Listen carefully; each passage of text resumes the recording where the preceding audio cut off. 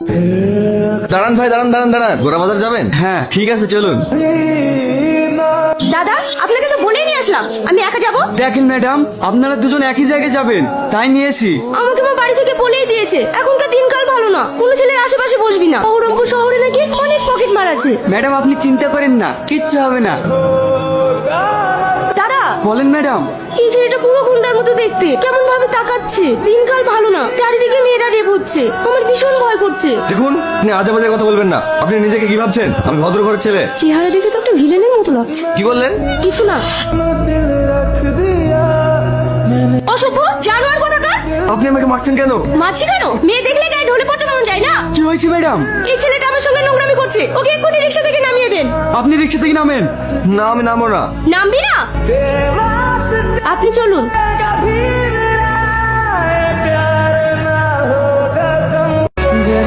কি ব্যাপার, তুমি এখানে? প্রশ্নটা তো আমারও, তুমি আমার পেছন পেছন চলে এসেছো। আমি কেন তোমার পিছন পিছন আসতে যাবো? এই ঘর তো আমি ভাড়া নিয়েছি। আন্টি আন্টি, এসব কি হচ্ছে? এই ঘর তো আমি ভাড়া করেছি। এ আসলে কোথা থেকে? এই মেয়েটা ঘর ভাড়ার জন্য এসেছে, আমি ওকে বললাম এখানে কোনো ঘর ফাঁকা নেই, যেটা ছিল সেটা তোমাকে দিয়ে দিয়েছি। তবু একটা রাত থাকার জন্য কান্নাকাটি করছিল, তাই ওকে থাকতে বলেছি। আমি আমার রুমে কোনো মেয়ে থাকতে দেবো না। ওকে এখান থেকে চলে যেতে বলেন। তাহলে আমার আর কিছু করার নেই, তুমি এখান থেকে চলে যাও। ওকে এইভাবে চলে যেতে দিতে হবে। আমাকে চল মারা। দেখুন আন্টি, আমি ওকে এখানে থাকতে দিতে পারি, কিন্তু আমার একটা শর্ত আছে। আন্টি, ওর কি শর্তটা আপনি ওকে বলতে বলুন। আমার অফিসে কন্টিনিউ নাইটে ডিউটি আছে, তাই আমি দিনে থাকবো। ও যদি রাতে থাকে তাহলে এখানে থাকতে পারে। আন্টি, ওকে বলে দেন আমার দিনে কলেজ আছে, আমি দিনে থাকবো না, রাতে থাকতে দিলেই হবে। আমি ওর শর্তে রাজি। তাহলে তো দুজনের মধ্যে কোনো সমস্যাই থাকলো না। যাও, তুমি ঘরে যাও। তাহলে ও অফিসে যাক, আমি ঘুমাই। আজ তো আমার আবার অফিস নেই। তাহলে কি হবে? দুজন একসাথে কিভাবে থাকবো? কেন? তুমি নিচে ঘুমাও, আমি উপরে ঘুমাচ্ছি। ঠিক আছে।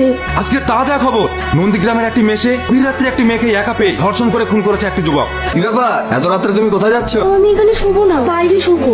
খবর শুনে ভয় পেলে নাকি? না। ঠিক আছে, তুমি ভিতরে ঘুমাও, আমি বাইরে ঘুমাচ্ছি। কি হলো? আমি বেড়ালের মতো দেখতে? না, তুমি বাদরের কি করে? আন্টি। আরে আরে আরে, তোমরা ঝামেলা করছো কেন? বেশিটা লিখেছে আমি নাকি বেড়ালের মতো দেখতে। আমি বলতে গেলাম, এবার বলছে আমি নাকি হনুমানের মতো দেখতে। তাহলে কি বলবো বলেন? দেখো, তোমরা কিন্তু প্রত্যেকদিনই ঝামেলা করছো, এভাবে চলতে থাকলে কিন্তু আমি দুজনকে ঘর থেকে বের করে দেবো। বিড়াল। কি করে? আজকাল বাদররাও যে হাসে, এই প্রথম দেখলাম। আমার গার্লফ্রেন্ড চিঠি পাঠিয়েছে, সেটা পরে আমি হাসছি বলে অন্যজনের খুব হিংসে হচ্ছে। হিংসা হবে নাই বা কেন? তাদের সঙ্গে তার কেউ প্রেম করে না, তাই জ্বলছে আর লুচির মতো ফুলছে। কি করছো জান? তোমায় ভীষণ মিস করছি। আজ 2 বছর হয়ে গেল, এখনো পর্যন্ত দুজন দুজনকে দেখিনি। বলো না, কাল দেখা করি।